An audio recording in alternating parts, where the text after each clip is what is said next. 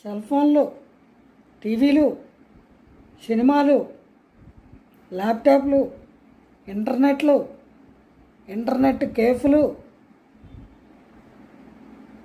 తర్వాత ఇతర దేశాల కల్చరు బాగా అడాప్ట్ చేసుకుంటున్నారు కదా, అది ఇవన్నిటి యొక్క ప్రభావము. ఏం చెప్తున్నారు? ఓటీటీ సినిమాలు, ఓటీటీ దగ్గరికి తర్వాత వెళ్ళండి. ఒక్కొక్కటి ముందు తీసుకోండి. టీవీ, సినిమా, అవి కూడా చూడడానికి యోగ్యత లేని, అవకాశం లేని వాళ్ళకి సెల్ ఫోన్ చాలా చీప్గా సెకండ్ హ్యాండ్లో 500కు కూడా దొరుకుతుందట. ఆండ్రాయిడ్ సెకండ్ హ్యాండ్ ఫోన్లు ఎక్కడ పడితే అక్కడ దొరుకుతున్నాయి. పిల్లలు పాడవక ఏమవుతారు? అందులో యూట్యూబ్లు, వాటికి నియంత్రణ లేదు, సెన్సార్ లేదు.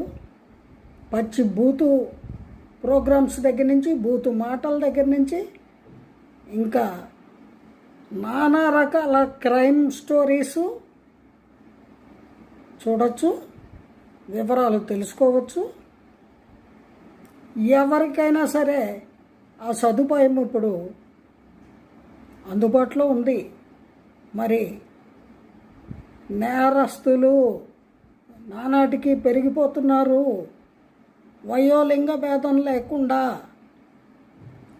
ఏ వయసు వారైనా సరే నేరాలకి పాల్పడుతున్నారు అంటే ఇదే కారణం. దీన్ని ఎవరు నియంత్రించాలి? ఎవరు అడ్డుకోవాలి? ఎవరు ఆపగలరు? ఇంట్లో తల్లిదండ్రులు, పాఠశాలలో మాస్టర్లు, కాలేజీల్లో లెక్చరర్లు, బాహ్య ప్రపంచంలో పెద్దవాళ్ళు, ఇంకా ఒక అడుగు ముందుకు వేస్తే పోలీస్ శాఖ వారు, వీరందరికీ కూడా అడ్డుకునే హక్కు ఉంది. నేర ప్రవృత్తిని పెరగనేయకుండా ఆనకట్ట వేయవలసిన బాధ్యత కూడా ఉంది. జై గురుదేవ.